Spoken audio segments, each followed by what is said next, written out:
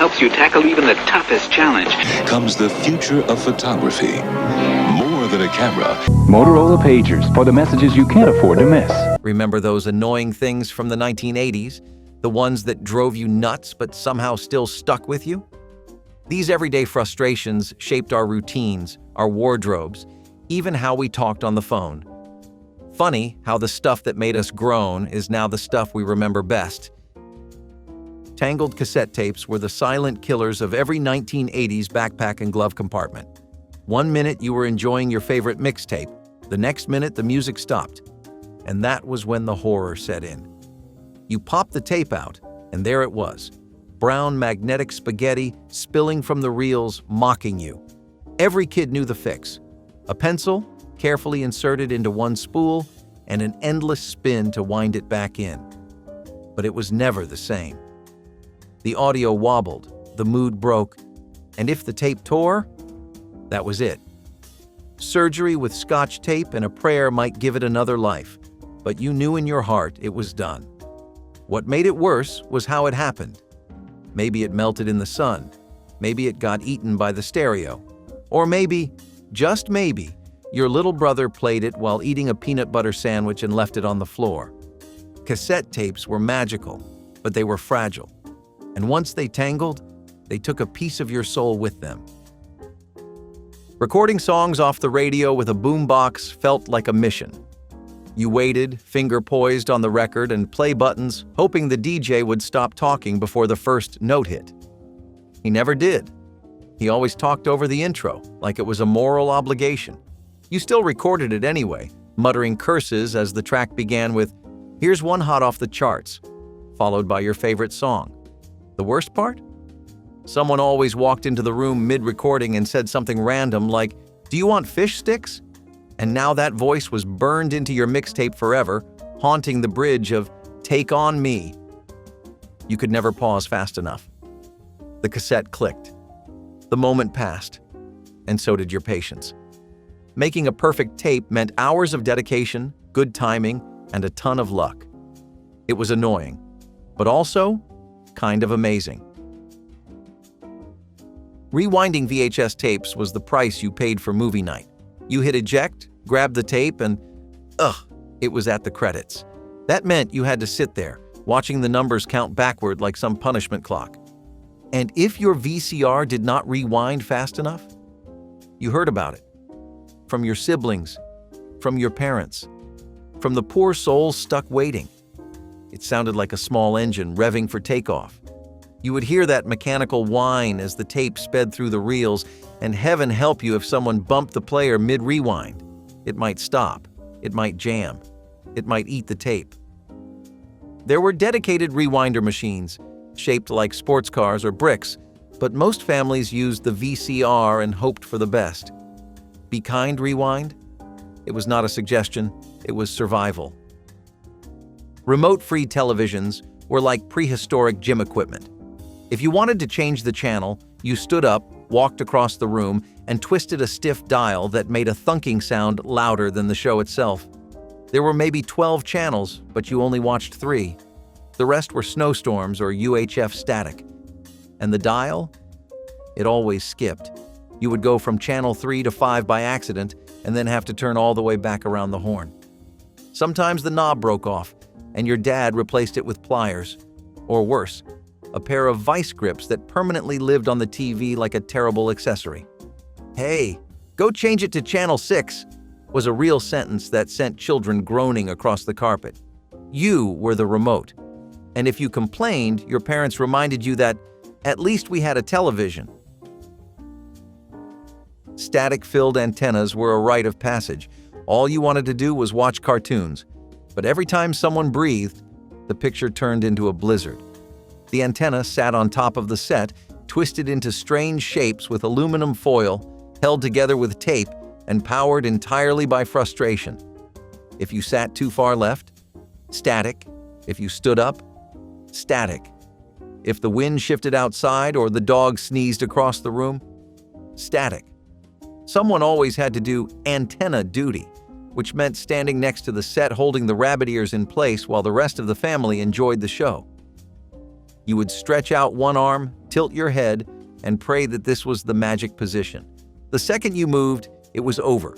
You became part of the reception system. And yes, you got blamed if the signal dropped during the big game. TV static and no signal screens were the final insult. You sat down, snacks in hand, and turned the dial, only to be met with a flickering black and white mess and a deafening shh that filled the room like a fire alarm. You turned the knob back and forth, convinced the channel had to be in there somewhere. It never was. And then came the no signal screen, bold and taunting, daring you to fix it. You adjusted the antenna. Nothing. You unplugged it. Still nothing. You smacked the side of the set with the palm of your hand. Sometimes that worked. Sometimes it just hurt your hand. The screen kept buzzing, flashing, refusing to cooperate. It was like the TV itself was mocking you. And no matter how many buttons you pushed, the only answer you got was static. Blowing into Nintendo cartridges was both sacred ritual and mild superstition. Your game was not working. Black screen, weird glitchy lines, panic set in. So you popped it out, held it like a harmonica, and blew hard into the metal slot like you were casting a magic spell. It never made scientific sense, but it worked. Or at least you thought it worked. Everyone did it. Your friends did it. Your older cousin said not to, but then did it anyway when you were not looking. You shoved the cartridge back in, pressed power, and hoped it booted up. Sometimes it did. Sometimes you had to blow again. Sometimes you jammed another cartridge halfway in to align it. These were the rituals we lived by. No YouTube tutorial, no tech support, just breath, hope, and a very sore thumb. Walkman batteries dying mid-song were the slowest heartbreak of the decade. You would be deep into your favorite tape, walking down the street like you were in a music video, when suddenly, whomp. The music slowed, voices got deep, tempo dropped like syrup on a cold plate. Your batteries were dying, and you knew it was coming, but you tried to ride it out anyway. One more song, just one more. But then the tape ground to a halt. You popped it out, flipped the player, smacked the side, and tried again. Nothing. Dead. And of course, you forgot to bring spares. Or worse, the batteries were in your backpack, but corroded and leaking into the mesh pocket. Nothing ruined a good mood faster than the slow death of "Beat It" in your ears. Scratched rental records were the sound of disappointment. You finally got that LP you had been waiting for all week. You placed it gently on the turntable, dropped the needle, and skirt. A deep scratch right through the chorus. The record popped, skipped, and repeated one lyric over and over like it had something to prove. You tried to weigh the needle down with a coin. You cleaned the surface with a soft cloth. You even said a quiet prayer. Nothing helped. The scratch was part of the song now. Worse, it was a rental, so you could not yell about it. You just lived with the scratch and rewound your emotions. Some people got fancy with toothpaste or bananas to fix them. But most of us just suffered through the hiccups and kept dancing anyway. Dial-up modems for bulletin board systems were a lesson in patience. You typed in the number, hit connect, and braced for the audio mayhem, screeching, buzzing, chirping. It sounded like a robot screaming into a blender. Then silence. Then more screeching. And finally, if you were lucky, connection. That was just step one. Next came text menus, slow downloads, and the terrifying warning, if someone picks up the phone, you get kicked off. And someone always picked up the phone. Your mom, your little brother, the neighbor calling about Girl Scout cookies. It was all over in seconds. You had to start again. The internet in the 1980s was not fast. It was not smooth, but it was yours. And every beep and buzz felt like breaking into the future. Film cameras in the 1980s gave you exactly one chance to get it right. No previews, no do-overs. You framed the shot, held your breath, and hoped Aunt Linda did not blink. You would wait days, sometimes weeks, before knowing if the picture came out okay. And when you picked up the prints, the results were never what you remembered. Someone was blinking. Someone was looking away. The flash bounced off glasses or completely washed out the birthday cake. You handed the envelope around like it contained a sacred scroll, but it was mostly out-of-focus nonsense. Every roll had at least one accidental floor photo you forgot you took. You learned to live with red eyes, weird shadows, and crooked horizons. There was always that one kid who smiled with food in their mouth in every shot. If the flash failed, the photo looked like it was taken inside a cave. The negatives were too small to see, but you kept them anyway, like backup hope. And you always told yourself, next time, I'll take better ones, and then forgot all over again. Photo albums were 70% regrets, 30% wins, and somehow still precious. And God forbid your thumb was in the frame, you now had 24 printed reminders of it. You tried to shoot just in case, but film was expensive and you had to choose wisely. One roll might get you through a school field trip, a birthday party, and a weekend at grandma's. And if someone opened the camera back before you rewound the film, goodbye memories.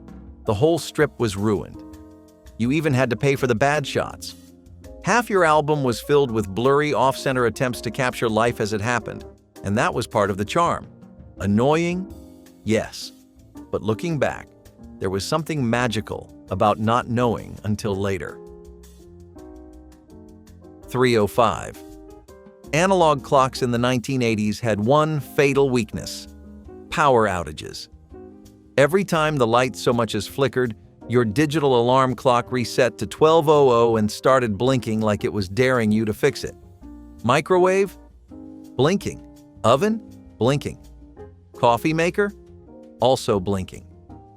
You had to go around the house, room by room, resetting each one manually, and you never knew the exact time, just close enough. If you had wall clocks with hands, it was even worse. You needed a steady hand and sharp eyes, because that second hand was always off by a little. The plastic cover would fog up over time, making it even harder to read. The tick-tick-tick sound echoed like a drum beat when the house was quiet. You thought it was 5 minutes fast, but it turned out it was 10 minutes slow. If it had chimes, it would go off at the wrong time and startle the whole family. You learned to live with being sort of on time, which drove teachers crazy. Battery backups were supposed to fix this, but the batteries always corroded. And when you tried to clean it, you ended up resetting the time all over again. Eventually, you gave up and let it blink like a weird nightlight until someone else fixed it. And if you set it wrong, every chime, tick, and alarm was off until the next storm. You could lose track of hours, miss your ride, or show up to school thinking it was still Saturday. Some people used battery backups, but they were rare and finicky. Most of us just stared at the blinking 12 o'clock and muttered, "I'll fix it later." Spoiler alert, we never did. Calling the movie theater for showtimes was an art form and a total pain. You found the number in the newspaper or phone book, dialed it, and then waited, and waited, and waited. A monotone voice read off the movie listing so fast, you had to grab a pen mid-sentence and pray you caught the right time. Now playing at 7:15, 9:40, 11:05, rated R. You missed it, so you had to hang up and call again. There was no rewind, no pause, no web search. You called over and over until you finally wrote it down correctly. Sometimes the message started midway through and you had no idea which movie it was for. If you called too early, it was last week's schedule. If you called too late, you missed the start of the movie anyway. And if your sibling was hogging the phone, forget it. Movie night was canceled. You scribbled times on the back of an envelope and hoped you could read your own writing. Double features made it even harder to track when to arrive and when to sneak in snacks. You asked your parents for a ride and they said, "Call the theater first and find out the time." It was a whole event before the event, and somehow just as stressful. The tape recording always sounded like it was done in someone's basement, muffled and too quiet. If someone picked up the extension in another room, click, call over, start again. It should not have been so hard to find out when Back to the Future started. But in the 1980s, calling the theater meant juggling phones, notes, and patience you barely had. Public payphones in the 1980s were unpredictable, unsanitary, and absolute quarter traps. You walked up with your change, dialed your number, and clunk, the coin disappeared, but the call never went through. You banged on the box like that would help. Maybe the receiver had gum on it. Maybe it smelled like cigarettes. Maybe someone jammed a paperclip in the coin slot last Thursday and ruined it for everyone. You never knew. You called collect if you were desperate, but good luck getting anyone to accept the charges. "It's me, pick up. I'm at the mall," was a legit voice message before the operator kicked in. Some phones had broken earpieces that only worked if you twisted the cord a certain way. You held the handset with 2 fingers, trying not to touch your face with it. You always needed change, but the nearby store never had quarters. You were either freezing, sweating, or balancing your backpack on one knee while dialing. The directory was either ripped out or too faded to read. If someone was already using it, you had to awkwardly wait like a background extra. Graffiti on the booth walls offered everything except the number you needed. And if your call got dropped mid-conversation, you stared at the phone like it personally betrayed you. Some phones had stickers peeling off. Some barely rang. You learned to scan for the ones that looked clean and intact, but even those could eat your money without a second thought. You walked away muttering, "I only needed 1 minute," and the machine blinked silently back like it had done you a favor. Paper maps were supposed to be helpful, but they were more like origami nightmares. You unfolded one to check a highway exit, and suddenly you were buried under a 6-foot accordion of confusion. Trying to fold it back the right way? Forget it. No one could. Even your dad, the self-declared map master, gave up after 3 attempts and just shoved it in the glove box like a defeated magician. Creases never lined up. Corners bent the wrong way. And the more you used it, the more fragile it got until it tore in the worst place, right where your destination was printed. You tried to mark it with a highlighter, but the paper smeared and bled like watercolor. The map always refolded itself upside down, like it was mocking you. Even if you folded it right, it still bulged out like a lumpy mess. Every gust of wind turned it into a kite you had to wrestle down. Trying to navigate while holding it was like juggling spaghetti with one hand. The legend never made sense, and the color coding just gave you a headache. Your parents argued over it at every gas station between counties, and eventually someone gave up and just said, "Let's ask for directions." Highlighters bled through, pencil marks faded, and if you left it on the dashboard too long, the sun baked it into a crinkled relic of frustration. They always promised easy fold, but nothing about it was easy.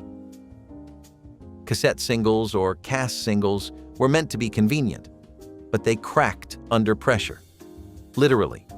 You paid money for one song and maybe a remix or instrumental on side B. You listened once, you listened twice, but by the 10th play, the tape was stretched, the sound got wobbly, and you started hearing a faint pop during the chorus.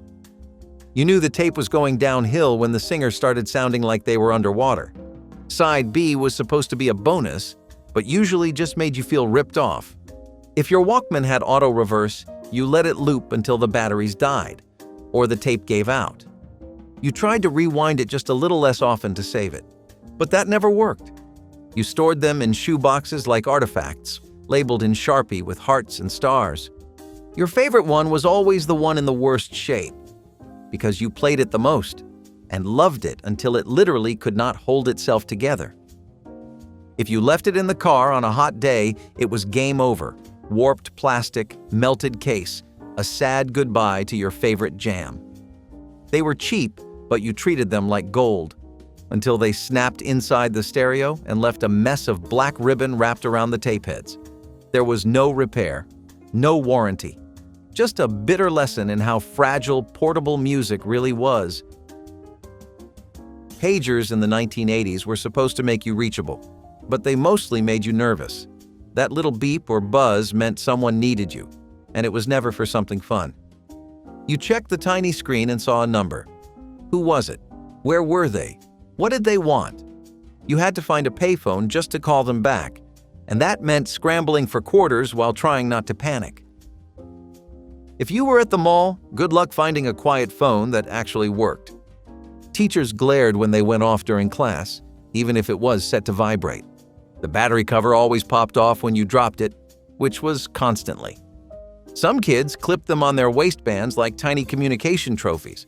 Others shoved them in lockers and pretended they never got the message. No matter how cool they looked, they were just stress with a belt clip. The moment it beeped, your day was no longer your own. And if you lost your pager, chaos. Some kids wore them like trophies on their belts, pretending they were spies. Others tucked them in backpacks and hoped no one would hear the next beep. But it always came. In class, during dinner, right as the movie started. The worst part? Half the time, it was a wrong number. You went through all that just to hear, "Sorry, I was trying to reach Steve." Flip number alarm clocks were retro cool in theory and incredibly annoying in real life. You went to bed staring at black flaps with white numbers, slowly ticking toward morning. Then came the click. That loud, unmistakable sound when the numbers flipped. It was constant. Every minute, every hour, click. At first, it was comforting, like the soft rhythm of a metronome. Then it became a countdown to madness. If you could not sleep, that click reminded you exactly how long you had not slept. And the numbers never looked quite right in the dark. Sometimes the flap would stick, and you would lose track of time completely. The radio was supposed to help, but all it did was blast static and wake up the dog. And no matter how low the volume was set, the 6 a.m. jingle came in like a train horn. You did not wake up, you were launched into the day. And snoozing? That meant pressing a button the size of a postage stamp with half-closed eyes and praying you did not turn the whole thing off by mistake. These clocks never shut up. They clicked, they buzzed, they hummed. But somehow everyone had one, and everyone was late at least once because of it. Static cling in the 1980s was a wardrobe hazard hiding in plain sight. You pulled on your polyester pants or tube socks and suddenly your clothes were hugging you like they had separation anxiety. Shirts clung to your back, pants stuck to your thighs. Your hair? Straight up into the air like you were conducting electricity. You walked into school looking like you had rubbed against a lightning storm. Everything you touched zapped you. Door handles, desks, even other people. Your crush reached out to hand you a pencil and both of you screamed like you got tased. There was no protection against it except maybe dryer sheets, and even those failed under pressure. You would try to pat down your clothes, but it only made the static worse. Walking through the hallway in polyester became an extreme sport. Even taking off your jacket gave you a spark that could light a scented candle. And the sound, that sharp crack and pop, was your cue to give up and go home. It was especially brutal in winter when dry air turned every outfit into a science experiment. You walked down the hall and shocked every doorknob like it was a live wire. Dryer sheets helped, but only if you remembered to use them. And if you forgot, your day turned into a battle between you and your own pants. Nobody warns you that one forgotten sock can make you look like a walking balloon. Wearing headgear braces in public was the ultimate teenage humiliation.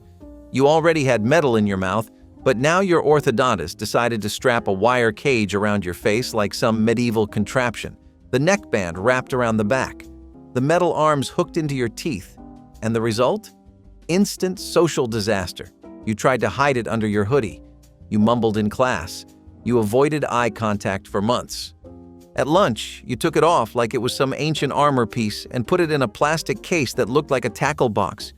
You could not eat chips, you could barely drink water, and the rubber bands, dear Lord, the rubber bands, snapped with the fury of a slingshot when they broke. If anyone bumped into you in the hallway, the whole contraption jolted like it was spring-loaded. There was always that one kid who thought it was funny to call you RoboCop. Yearbook photos were especially cruel, capturing your moment in orthodontic captivity for eternity. And if you slept in it, the next morning your face had dents from the straps. It was the longest 6 months of your life, which felt like 20 years. Friends tried to be cool about it, but someone always said, "You look like a robot," and you did, a very sad robot. Every photo from that year is a reminder. Every bus ride was an exercise in survival. You knew it was temporary, but in teenager time, it felt eternal. Itchy turtlenecks in the 1980s were less about fashion and more about surviving your parents' bad decisions. Every winter, like clockwork, they emerged from the bottom drawer, folded into thick, scratchy cotton polyester tubes of pure discomfort. You never asked for one. Nobody wanted to wear one. but somehow every parent in the decade thought shoving your neck into a wool funnel was a rite of seasonal passage. They came in dull colors like oatmeal beige, dusty rose, or weird mint green. Sometimes they had ribbing. Sometimes they had little embroidered snowflakes, and no matter how you tugged at it, the neck clung to you like a boa constrictor made of burlap. You scratched, you pulled, you tried to fold it under or stretch it out. Didn't matter. It always won. Your mom said, "You look so warm and cozy," while you quietly wondered if losing feeling in your neck counted as hypothermia. And the worst part? Layering. You wore that itchy turtleneck under something, a sweater, a vest, maybe a windbreaker, which turned the whole outfit into a sweaty, stifling nightmare by lunchtime. Gym class? Forget it. You spent the whole day feeling like your collar was closing in. Photos from that era show kids red-faced and glassy-eyed, arms pinned to their sides by thick sleeves, with turtlenecks rising up to their chins like fabric trowels. Every kid has at least one memory of trying to discreetly yank theirs off during class, only to get caught mid-strangle by the teacher. You didn't outgrow them. They just eventually disappeared when fashion took mercy on your generation. But even now, one glimpse of a ribbed high collar, and your neck starts itching on instinct. Crusty school cafeteria pizza was a weekly horror show disguised as lunch. It showed up every Friday like a greasy promise you never wanted. The tray hit your hands, and there it was, a limp rectangle of congealed cheese, mystery sauce, and dough that somehow felt both rubbery and stale. The bottom was hard as a cracker. The edges could chip a tooth. And the cheese? It formed a thick, plasticky layer that slid off in one sheet if you tried to take a bite too fast. You needed 2 hands and a tactical approach just to finish it. But what really made it legendary was the weird tang of the sauce. Like ketchup met marinara in a dark alley and decided to ruin lives. There was no seasoning. There were no toppings unless you counted burnt spots as pepperoni. And yet, we lined up for it. You could hear it coming down the metal line, cafeteria workers slapping it onto trays with a speed and force usually reserved for home demolition. The napkin never helped. You tried to blot the oil, but the paper dissolved instantly, leaving little white bits stuck to your lunch. Some kids added ranch dressing. Others just cried quietly. Still, something about that rectangular shame slice had staying power. You complained about it all day, but somehow still finished it. Maybe it was the thrill of freedom pizza. Maybe it was the lack of better options. But one thing's for sure. If your 1980s school served pizza, you remember it, whether you want to or not. Melted crayons on car seats were a summer crime scene in the making. All it took was one forgotten box, shoved under a booster seat, dropped between the cushions, or left on the dash in the unforgiving July sun. By the time you came back from the grocery store, your family sedan smelled like wax and betrayal. The rainbow had exploded. Blue was smeared across the vinyl. Red ran like lava into the seams. Yellow pooled into strange shapes that looked like abstract art. If abstract art were sticky, ruined your jeans, and made your dad mutter words you weren't supposed to repeat. You tried to clean it. You scraped. You wiped. You panicked. But crayon wax does not forgive. The more you scrubbed, the worse it got. It spread like a pastel plague across the seat fabric. Heat made it worse. Every time the sun came out, the wax softened again, creating a fresh coat of horror and regret. Your shorts stuck to it. The colors transferred to your backpack. By August, it was a feature of the car, a permanent reminder that some mistakes are eternal. And of course, it always happened in your seat. Not your brother's, not your mom's, yours, because you were the one who brought the coloring book. You were the one who dropped the crayons. And now, for the rest of the summer, every family road trip came with a melted mosaic under your legs. Car doors that froze shut were a special kind of morning betrayal. You woke up early for school, wrapped in 5 layers, clutching your backpack, only to grab the handle and feel nothing. It did not budge, not even a creak. The metal was sealed shut by a mix of freezing rain, wet snow, and cruel fate. You tugged, you pulled, you begged. Your dad came out with a coffee mug and said something unhelpful like, "Try the passenger side," That one was frozen too.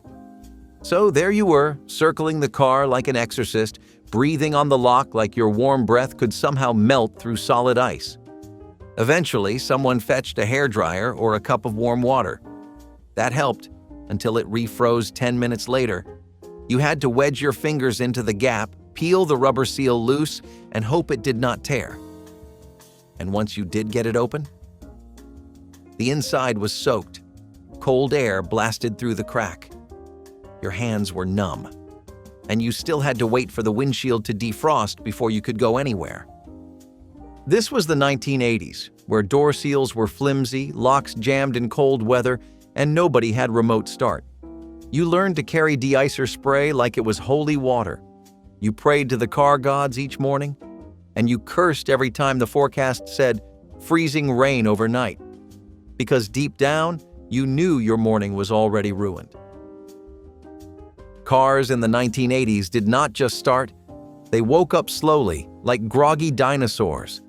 You turned the key and waited. The engine made a sound like it was being asked for a favor it really did not want to give. The dashboard lights flickered. The heater wheezed. The air coming out of the vents was pure ice. You sat there, teeth chattering, breath visible, fingers curled inside your sleeves, waiting for something, anything, to feel warm. It never did, not right away, not for a solid 10 minutes minimum. Every adult told you, let it warm up before you drive. So you did. You sat in the driveway watching the clock, praying your cassette player would work before your ears fell off. Even the defroster was on strike. You scraped the inside of the windshield with your fingernails because the inside was fogged up too. Some people kept blankets in the back seat. Some just yelled at the steering wheel. It did not help, but it felt good. Eventually, the air turned from Arctic blast to lukewarm disappointment.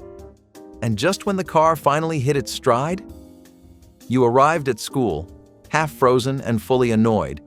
It was the long, cold wait you never forgot. Because in the 1980s, a car was not just transportation, it was a test of endurance. Tile countertops used to be the envy of every stylish post-war kitchen. Bright turquoise, sunny yellow, or soft pink ceramic tiles lined the counters like a checkerboard of domestic optimism. But the secret every home cook knew was this: those grout lines were a menace. They absorbed spills, caught crumbs, and stained faster than you could scrub. You might as well have been cooking on a tiled floor. Still, people loved the look. It felt cheerful, polished, and clean, at least at first glance. The tiles were cool to the touch and easy to replace if one chipped. You wiped them down after every meal, but somehow they still told the story of every spill and every stir. Those stains were not just grime, they were memories set in stone. But no matter how often you scrubbed with baking soda and vinegar, the grout lines always seemed a shade darker than the day before. Eventually, the shine wore off. Laminate, granite, and seamless solid surfaces took over. You could wipe once and be done. No more grout brushes, no more bleach, but something about those tile counters still lingers in the memory. They were imperfect, yes, but also warm and lived in. Kitchens where birthday cakes were frosted and Sunday gravy simmered for hours. When did spotless surfaces become more important than stories? The step-down bathtub was supposed to bring spa-level relaxation into your home. Instead, it brought stubbed toes, twisted ankles, and more than a few emergency room visits.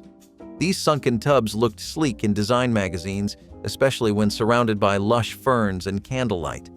But reality hit hard the moment you tried to use one.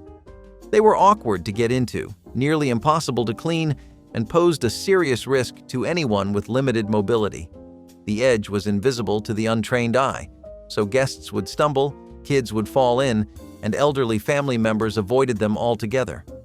On top of that, the plumbing was often complicated, the water lines were hard to access, and the moisture around the recessed area led to mold problems.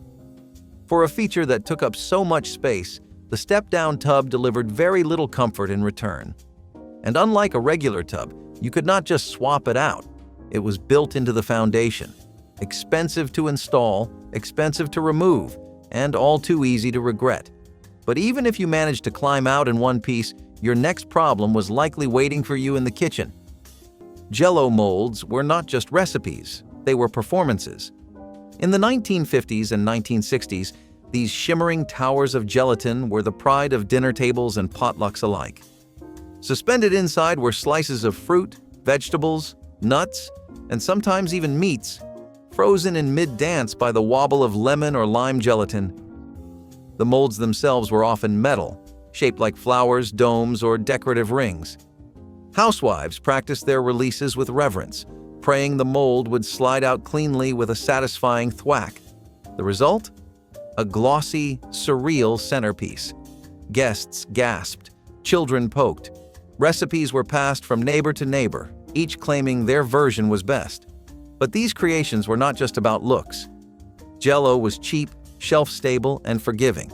It let families stretch their ingredients during lean times. It made leftovers glamorous, and it brought a little joy to a time when people needed something bright and strange and wonderful. Eventually, tastes changed. Molds disappeared into cabinets. JellO became a snack cup. But for decades, it was art, it was pride, and it was love in a ring-shaped dish. When did we stop celebrating the food that made us smile before it ever touched our lips? Disco records were blown up at a baseball game in a riot called Disco Demolition Night. It turned into a mini rebellion and ended with people storming the field. July 12, 1979, Comiskey Park in Chicago. The White Sox were offering a special deal: bring a disco record and get in for 98 cents. Between games of a doubleheader, the records would be collected, placed on the field, and blown up. What started as a marketing stunt turned into an all-out riot. Fans rushed the field. Fires were set. The second game was canceled. And disco? It never quite recovered. The whole event was called Disco Demolition Night. It became the unofficial moment when disco died, or at least got knocked off the charts. People were angry. Disco had taken over radio stations, clubs, even fashion. This was their loud rejection. Was it about the music? Maybe. But it was also about change, frustration, and the noise of a decade getting louder before it finally gave way to something new. Shoulder pads were not just a trend, they were a transformation. You could put on a blazer and suddenly feel like a corporate warrior, even if you were just headed to homeroom. The goal was to look powerful, confident, and vaguely like a football player on a job interview. From business suits to casual blouses, shoulder pads invaded every piece of clothing in the 1980s. You could not escape them. They were sewn in, velcroed on, or added as an afterthought to make your silhouette scream important. The bigger the pad, the better. Entire generations walked around with squared-off shoulders and structured poise, looking ready to charge into a boardroom or a runway. Some tried to remove them only to realize the entire shirt deflated without the padding. They were ridiculous, and we knew it. But they worked. You stood a little taller, felt a little braver, and if someone bumped into you in the hallway, your outfit absorbed the blow. Looking back now, they seem comically oversized, but at the time they were armor, fashion armor. And for anyone who wore them, they were a reminder that style was not just about looking good, it was about looking like you meant business. The electric hot plate built into the countertop was not meant to replace the stove. It was there for the in-between moments, the simmering, the reheating, the lonely cup of soup on a gray afternoon. It looked like a single stovetop coil embedded right into the counter, usually near the sink or beside the coffee station. You turned the knob and it glowed red. No pots stacked on burners, no full stove required. For single servings or quick boils, it was perfect. They became especially popular in the 1950s and 1960s during the height of the modern kitchen boom. They were sleek, functional, and felt futuristic. But they came with risks. Open coils got hot fast, stayed hot longer, and were sometimes forgotten. Over time, homeowners chose to have more counter space instead.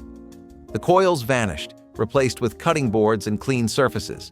But those hot plates once stood for independence, the idea that a small meal still mattered, that a house could be big, but one burner could still feel like home. What part of the kitchen did we lose when we made everything smooth? The promise of modular furniture was simple: flexibility, creativity, and smart design for small spaces. What we got instead was a collection of flimsy particle board pieces that wobbled with every move.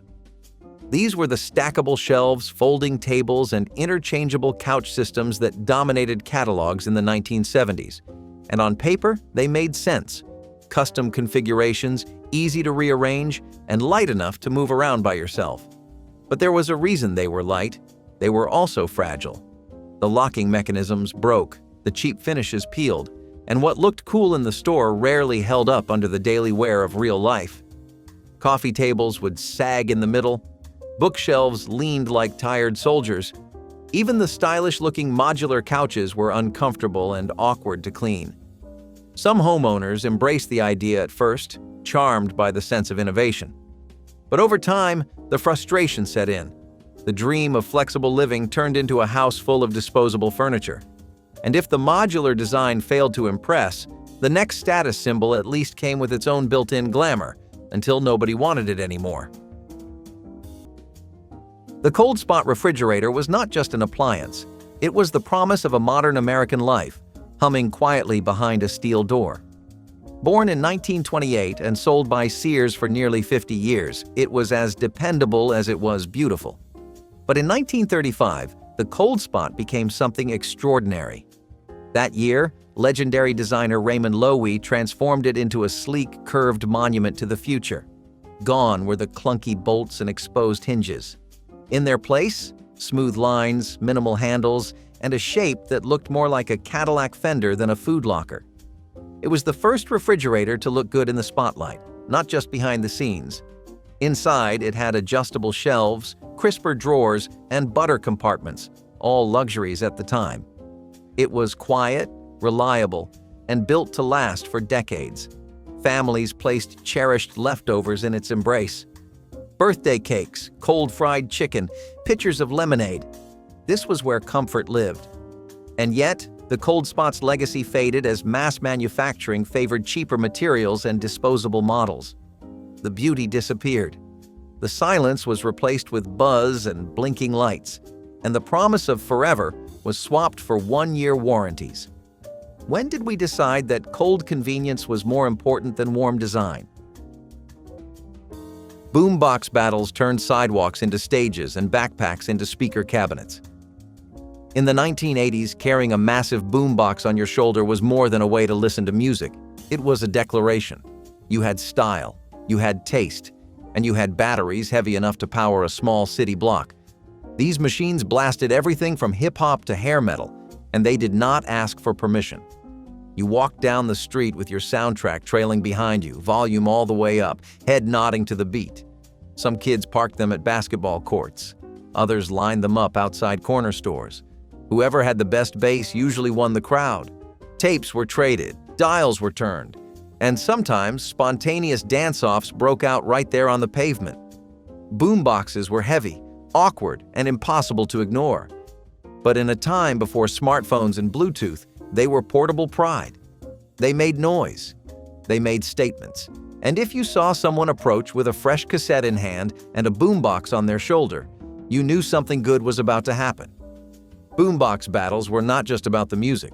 They were about being seen, heard, and remembered. There was a time when scooping flour or sugar straight from a bag was considered messy, even unsanitary. So someone had a brilliant idea. Deep wooden drawers fitted with smooth metal bins and little mounted scoopers. You would slide it open, scoop out just the amount you needed, and close it back up. No spills, no waste. It was clean, it was fast, and it made you feel like a proper baker. These drawers usually lived near the stove or prep station, and they made baking feel like a craft, like painting, but with cinnamon rolls. Every scoop felt intentional, like part of a recipe passed down through hands and time. You measured with care, not just precision. But with the rise of pre-measured mixes and bagged ingredients, the scoop drawer lost its place. Newer kitchens skipped the installation, and old ones were remodeled with plain cabinets. The bins got dusty. The scoops went missing. Now, Most people would not even recognize the little hooks inside, let alone know what they were for. But they once made cooking feel personal and precise. You measured by feel, by weight, not by printed numbers on the back of a pouch. What have we traded away in the name of convenience? At some point, someone decided mirrors did not belong on just the walls of dance studios. They belonged in your living room too. Mirrored walls were supposed to open up small spaces and reflect natural light. What they actually did was double your clutter, amplify fingerprints, and make your guests deeply uncomfortable. People would walk past their own reflections during dinner, trying not to make eye contact with themselves. The idea was chic. The reality was cold, clinical, and impossible to keep clean. What was meant to make your room look bigger ended up making it look busier, messier, and 10 times more high maintenance. And once one mirror cracked or peeled, the illusion of glamour shattered instantly. Every smudge, every streak, every greasy fingerprint stood out like graffiti. If you tried to hang art on them, you ended up with a framing nightmare. And if one cracked, it did not just ruin the wall, it shattered the illusion entirely. Mirrored walls were the visual equivalent of trying too hard, and as it turns out, they were not even the most fragile design feature of the decade. That title belonged to something hiding right above your head. The Philco Predicta television looked like it belonged in a spaceship, not a living room. Its bold design, featuring a separate swivel screen perched atop a futuristic base, turned heads the moment it arrived in 1958. This was not just a television. This was the future. The Predicta came in a range of pastel colors, with names like Holiday and Pedestal. It was slim, sleek, and shockingly modern in a time when televisions still looked like wooden trunks. For the first time, you could turn the screen without moving the entire cabinet. It was clever, it was playful, it made you feel like tomorrow had already arrived. But the beauty came at a price. Technicians hated servicing it. Components wore out quickly. Still, families loved it. They gathered around it, cross-legged on shag rugs, watching black and white broadcasts with wide eyes. It made television magical. Not background noise, not distraction. Magic. But magic is fragile. And soon, newer sets with fewer quirks replaced it. The Predicta faded into memory, too strange for the mainstream, too delicate for time. Now it lives in vintage stores and collectors' basements, quietly glowing with nostalgia. How did the most visionary television of its era become a footnote in history? JellO sold a salad flavor with celery in it, because meat and vegetables in gelatin was peak 70s chic. The 1970s were a weird time for food, especially if it jiggled. Enter Celery JellO. Yes, that was a real flavor. Not sweet, not fruity, just celery. Green, savory, and slightly salty. It was meant to be the sophisticated base for molded salads filled with shredded carrots, diced ham, olives, or tuna. It was not dessert. It was dinner. And somehow people served it with pride. You would unmold it onto a bed of iceberg lettuce, maybe top it with a dollop of mayonnaise, and call it a salad. Cookbooks were full of recipes for these gelatin monstrosities. Some even called for hot dogs, cottage cheese, or chopped eggs suspended in the translucent wobble. It looked like science class and tasted like confusion. But if you grew up in the 70s, you probably saw one at a potluck or family dinner. And if you were really unlucky, you ate it, maybe more than once. The celery flavor did not last long. It quietly vanished after a few years. But the memory lives on. In vintage ads, in retro recipe books, and in your brain if you were ever brave enough to try it. Gelatin was everywhere back then. Dessert, lunch, dinner, if it could hold still long enough, someone tried to encase it in JellO. Slap bracelets were the toy that hit your wrist and hit peak popularity, almost overnight. They were simple. A metal strip wrapped in colorful fabric that snapped around your arm with one satisfying motion. One moment it was straight, the next it curled tight, clinging to your wrist like a coiled snake. Every kid had one. Some had dozens, trading them like currency during recess. They came in neon colors, animal prints, sparkles, and cartoon characters. The louder the snap, the better. Some kids got so good they could slap them onto their arms without looking. But with popularity came problems. Schools started banning them. Parents worried about the metal underneath. Rumors flew about kids cutting themselves open with a rogue bracelet that had been peeled apart. That only made them cooler. Everyone wanted the forbidden accessory. Teachers tried to confiscate them, but they always found their way back into backpacks and onto arms. Slap bracelets were fun, fast, and a little dangerous, just enough to feel rebellious. They were not just toys. They were fashion statements, fidget tools, and tiny thrills rolled into one. And even now, the sound of that sharp snap is enough to take you right back to 4th grade. It is hard to explain to someone today why there would be an ironing board in the kitchen. But for generations of American homemakers, ironing while cooking made perfect sense. You could press shirts while pasta boiled. The ironing board lived behind a narrow cabinet door, usually next to the fridge or near a pantry wall. You would open the latch, fold it down, and start ironing right there on the linoleum. It made the kitchen feel like a command center. Meals, laundry, homework, all happening at once. Some were even wired with built-in sockets, so you could plug in your iron without running cords across the room. There was something deeply efficient and strangely comforting about handling both dinner and dress shirts in the same breath. It made the kitchen feel like the heart of everything, not just the place where food was made. It sounds absurd now, but back then it was the ultimate multitasker's dream. Eventually, fashion changed, and so did fabrics. Permanent press clothing came along, and ironing became less of a daily ritual. Builders stopped including these wall units, and the ones that remained often jammed or collected dust. Today, a recessed ironing board in the kitchen wall feels like something out of a time capsule. You can still see the outline on painted-over cabinet doors in old houses. But no one's waiting on the kettle while smoothing out their slacks anymore. What else have we quietly stopped doing? The chamber stove did something no modern appliance dares attempt. It kept cooking after you turned it off. That was not a gimmick. That was engineering genius wrapped in cast iron and chrome.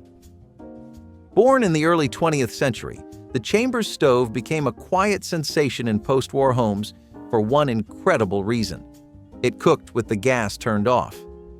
Thanks to thick insulation and a sealed oven chamber, you could roast an entire chicken, switch off the flame halfway, and let retained heat do the rest. It was efficient, elegant, and oddly futuristic. And while it lacked a touchscreen or a clock, it came with something more valuable: trust. People swore by it. Some still do. The stove's signature thermowell let you slow-cook soups and stews deep inside a lidded metal pit while you handled the rest of your day. The burners had griddles built right in, and the oven door sealed tighter than a vault. It made people feel clever, like they were cooking smarter, not harder. But in the rush for newer, faster, shinier appliances, the chambers was quietly pushed aside. Too heavy, too bulky, too slow. Or so we thought. Why did we stop believing that doing more with less was the smartest design of all? People actually sent chain letters by mail and believed bad luck would follow if they didn't. A viral trend before the internet, complete with hand-copied threats.